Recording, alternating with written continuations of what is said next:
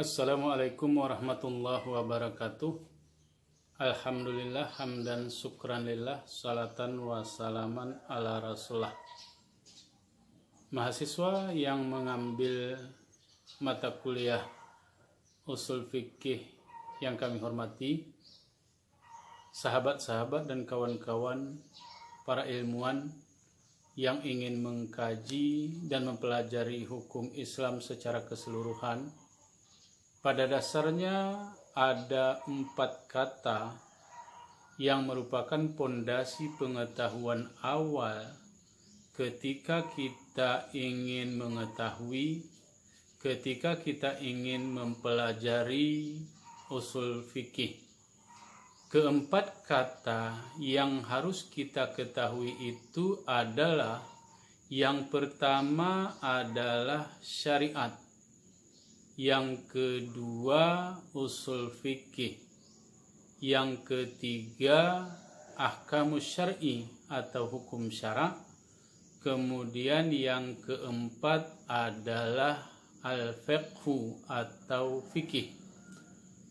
Keempat kata tersebut kalau kita definisikan lebih jauh, menurut pemahaman ulama, kata-kata syariat itu berasal dari kata syari'un. Syari'un itu artinya jalan. Jalan yang dimaksudkan oleh orang Arab adalah jalan yang dilalui oleh air. Jadi jalan yang dilalui oleh air, kalau dalam fenomena alam kita bisa kita pahami, umpamanya adanya banjir bandang, lolotan jalan air itu, maka itu disebut dengan syari', itu adalah syari'un, jalan. Kemudian dengan perkembangan ilmu pengetahuan, munculnya spesifikasi ilmu, ulama mendefinisikan syariat tidak lagi pada makna jalan yang dilalui oleh air, tetapi syariat yang dimaksudkan tersebut adalah apa yang termuat, apa yang tertulis di dalam Al-Quran dan hadis.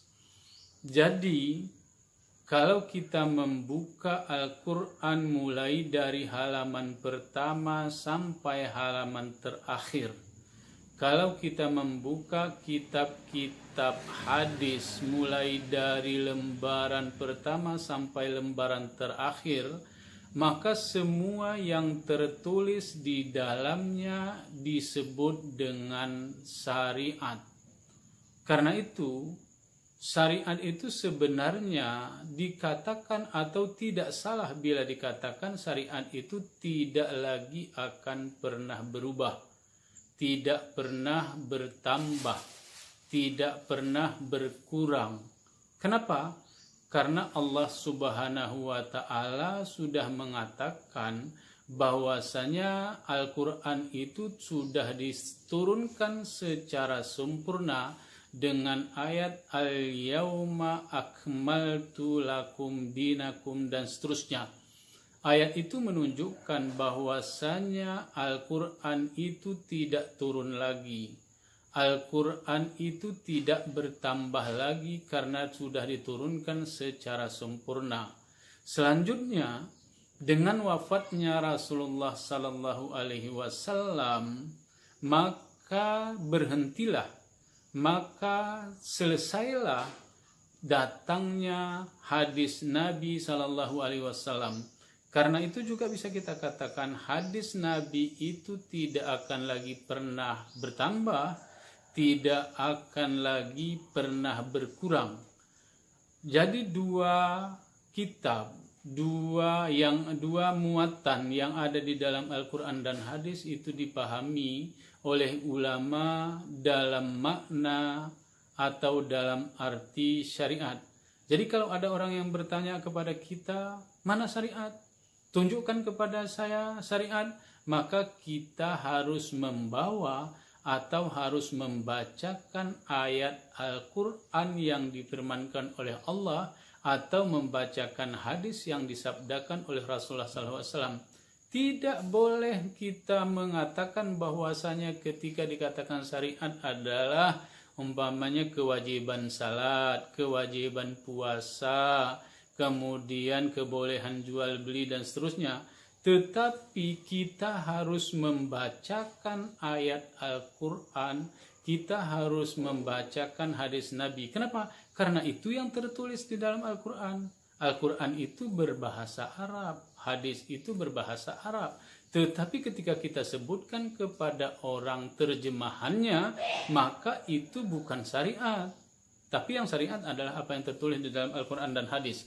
Baik pemirsa atau pendengar atau pelajar usul fikih yang dirahmati oleh Allah Subhanahu wa taala, selanjutnya ayat Al-Quran dan hadis Nabi itu adalah mengandung apa atau mengandung maksud dari Allah Subhanahu wa taala. Hadis itu adalah keinginan dari Nabi Shallallahu alaihi wasallam yang muncul dari dirinya, sehingga Allah berfirman di dalam Al-Quran itu merupakan pernyataan maksud. Karena itu kita sebagai orang muslim, sebagai seorang ilmuwan harus mencari, harus memahami, harus mengetahui apa sebenarnya yang dikehendaki oleh Allah, apa sebenarnya yang dikehendaki oleh Rasulullah. Jadi ilmu yang berfungsi untuk memahami atau untuk mengeluarkan apa yang dikehendaki oleh Allah dari Al-Quran dan hadis, maka diperlukan adanya ilmu yang disebut dengan usul fikih.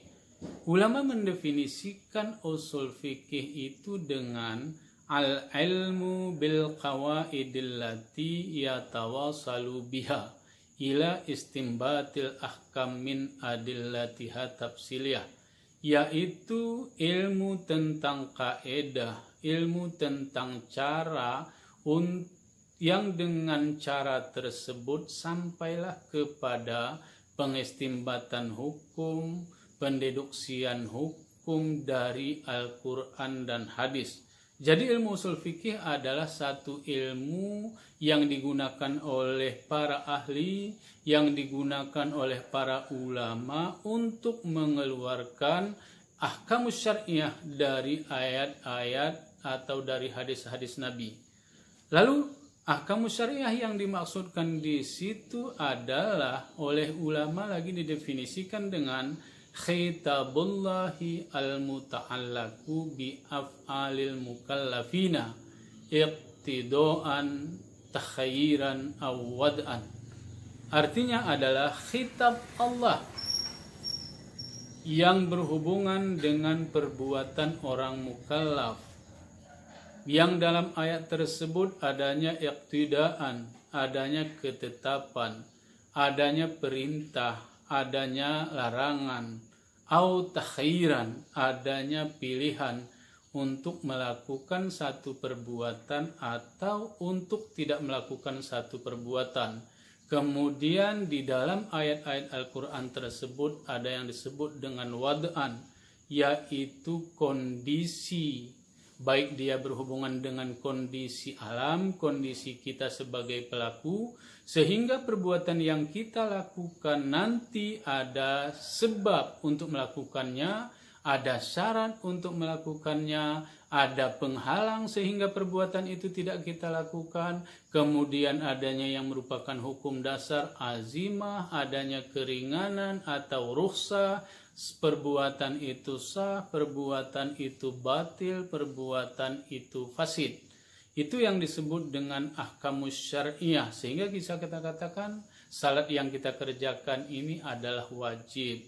Jual beli yang kita lakukan adalah boleh. Dagang yang kita lakukan adalah boleh.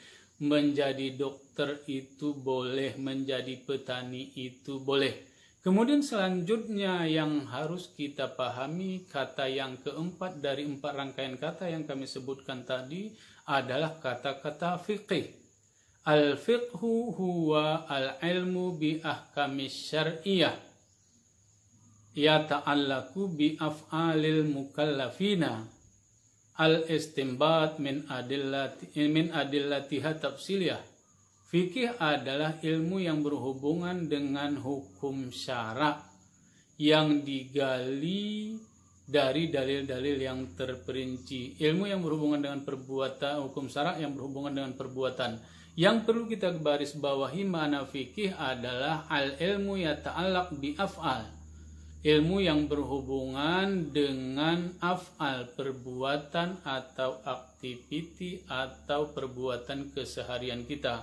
Baik perbuatan itu diperintahkan dengan taklifi, dengan wajib, dengan haram dan seterusnya, ataupun perbuatan-perbuatan yang kita lakukan merupakan kebutuhan keseharian kita yang tidak disebutkan di dalam Al-Quran dan hadis.